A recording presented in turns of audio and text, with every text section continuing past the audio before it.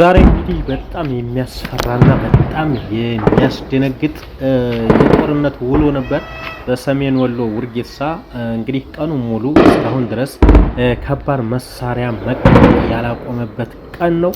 እስከ መጨረሻው ድረስ ተከታተላችሁ ሙሉ መረጃውን ታገኙታላችሁ። አብራችሁን ቆዩ።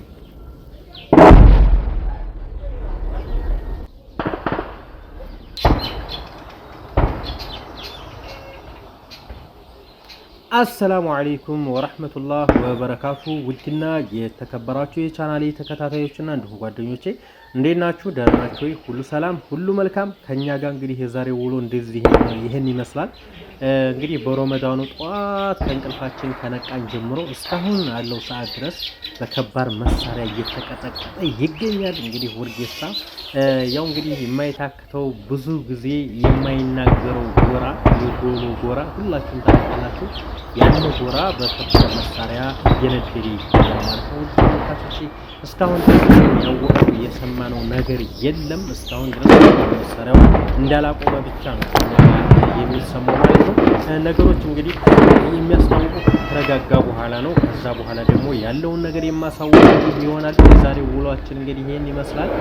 እንደምትመለከቱት ነው። በጣም እንደምትሰሙት ውሎውን በቃ እንደዚህ ሲያሸብረን ነው የዋለው። በከባድ መሳሪያ የታገዘ ውሎ ነበረ ዛሬ።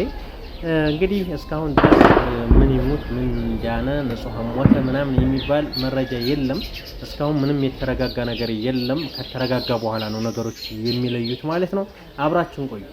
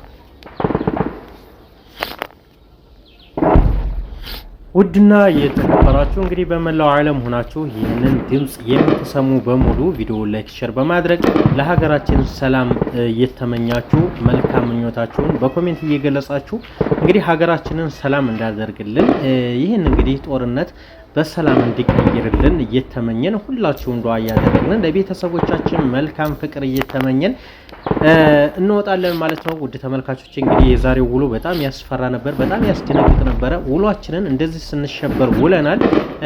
እንግዲህ ደግሞ ማታ ላይ የሚረጋጋ ይሆናል። እንግዲህ የማታውን ሁኔታ ሙሉ መረጃ የማመጣላችሁ ይሆናል። እስካሁን አብራችሁን ስለቆያችሁ አመሰግናለሁኝ።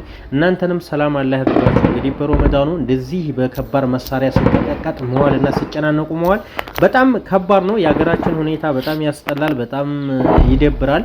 ነገር ግን ያው የአላህ ፍቃድ ስለሆነ አምኖ መቀበል እንጂ እንግዲህ ዲል ለተገፋው እያላችሁ ምኞታችሁን ግለጹ።